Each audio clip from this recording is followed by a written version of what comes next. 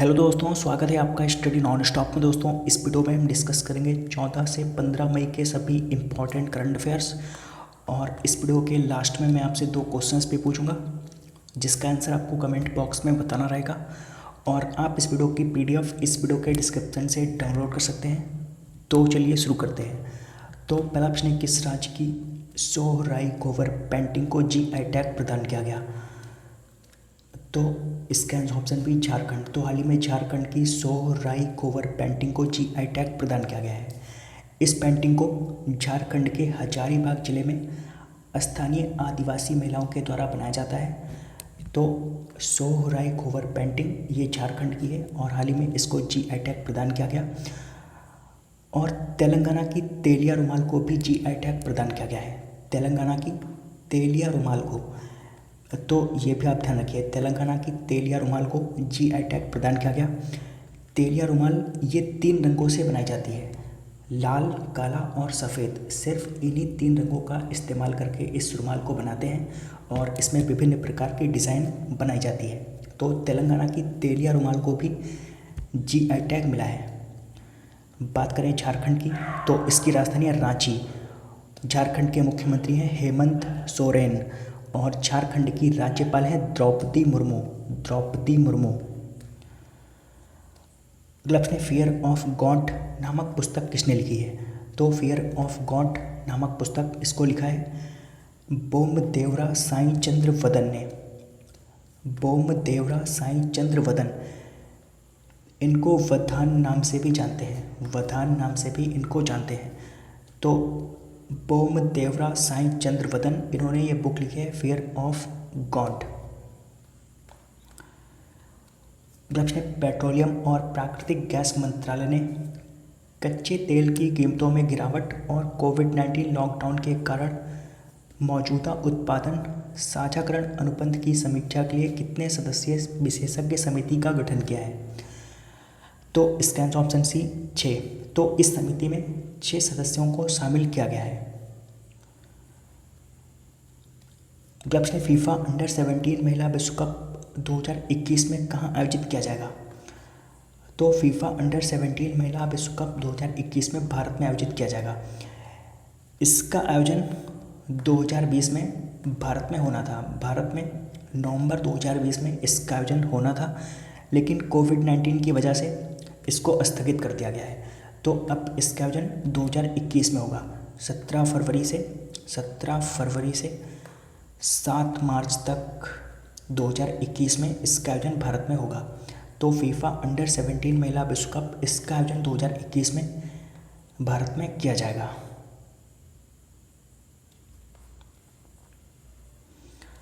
अगला प्रश्न है, अमेरिका के रोग नियंत्रण और रोकथाम केंद्र यानी कि centres for disease control and prevention ने कोविड-19 महामारी के लिए भारत की सहायता के लिए कितने मिलियन अमेरिकी डॉलर देने का फैसला किया है?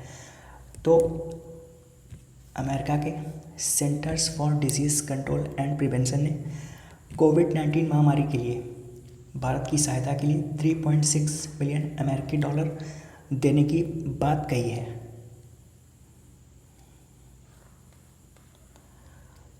अगला प्रश्न, किस देश के दिग्गज अभिनेता और कॉमेडियन जेरी स्टिलर का हाल ही में निधन हो गया?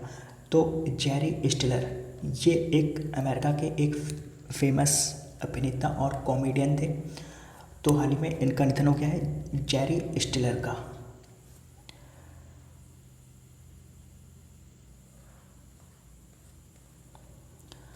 अगला प्रश्न, हाल ही में मनमीत सिंह वालिया का निधन हो गया। वे किस खेल से जुड़े थे? तो मनमीत सिंह वालिया ये टेबल टेनिस से जुड़े थे। टेबल टेनिस के पूर्व खिलाड़ी थे मनमीत सिंह वालिया। भारत के पूर्व राष्ट्रीय टेबल टेनिस चैंपियन थे। तो हाल ही में इनका निधन हो गया है, 58 साल की उम्र में इनका निधन हो गया। तो मनमीत सिंह वालिया ये टेबल टेनिस खेल से जुड़े थे, हाल ही में इनका निधन हो गया है। अगला प्रश्न, हाल ही में किसे राष्ट्रीय डोपिंग रोधी एजेंसी के अनुशासन पैनल में फिर से शामिल किया गया?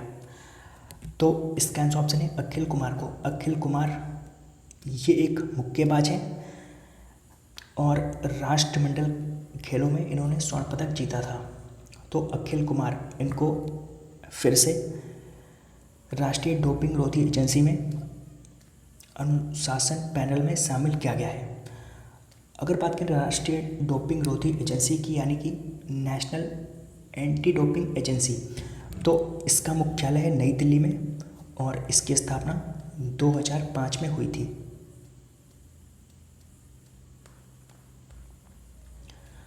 अगला प्रश्न, विश्व बौद्धिक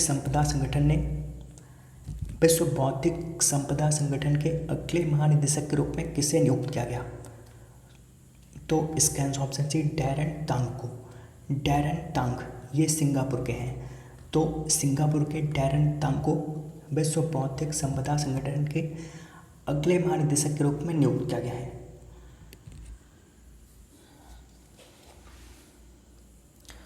और अगर बात करें विश्व बौद्धिक संपदा संगठन यानी कि वर्ल्ड इंटेलेक्चुअल प्रॉपर्टी ऑर्गेनाइजेशन, तो इसकी स्थापना 1967 में हुई थी और इसका मुख्यालय जिनेवा स्विट्जरलैंड में पड़ता है। जिनेवा स्विट्जरलैंड में इसका मुख्यालय है।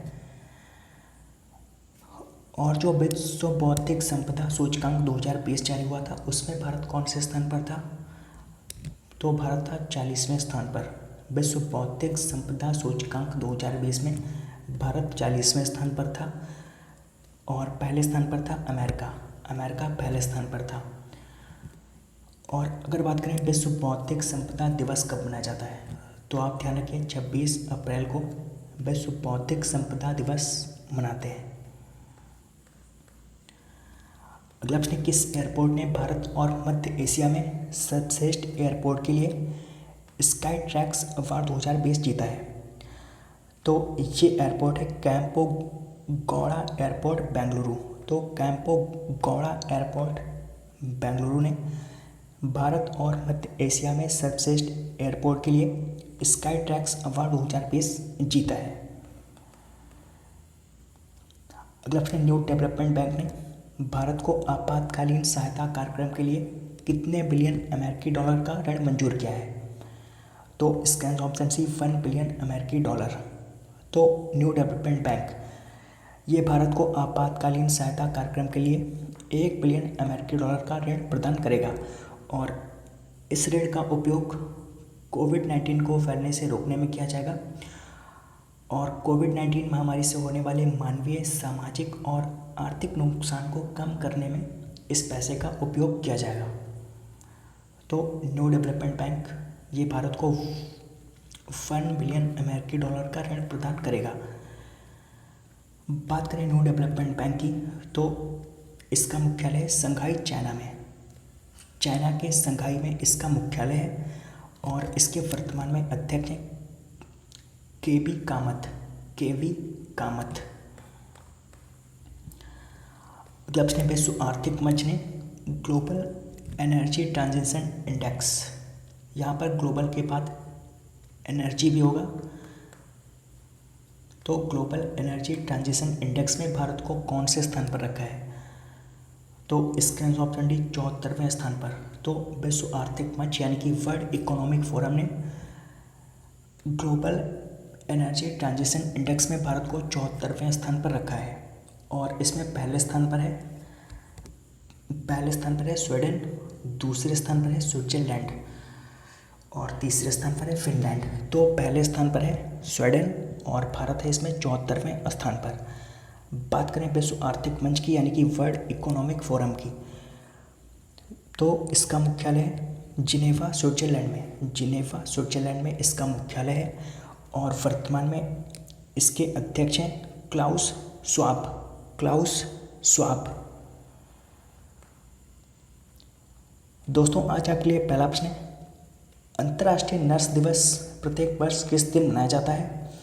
और आज आपके लिए दूसरा प्रश्न है, हाल ही में किस राज्य में FIR आपके द्वार योजना का शुभारंभ किया गया? तो इन दोनों प्रश्नों का आंसर आपको कमेंट बॉक्स में बताना है। तो दोस्तों उम्मीद करता हूँ आपको ये वीडियो पसंद आया होगा। अगर आपको ये वीडियो पसंद आया हो तो आप इस वीडियो को लाइक और शेयर करना मत भूलिए और अगर आपने अभी तक इस चैनल को सब्सक्राइब नहीं किया तो आप इस चैनल को भी सब्सक्राइब कर लीजिए। तो दोस्तों मिलते हैं अगले वीडियो में, तब तक के लिए गुड बाय।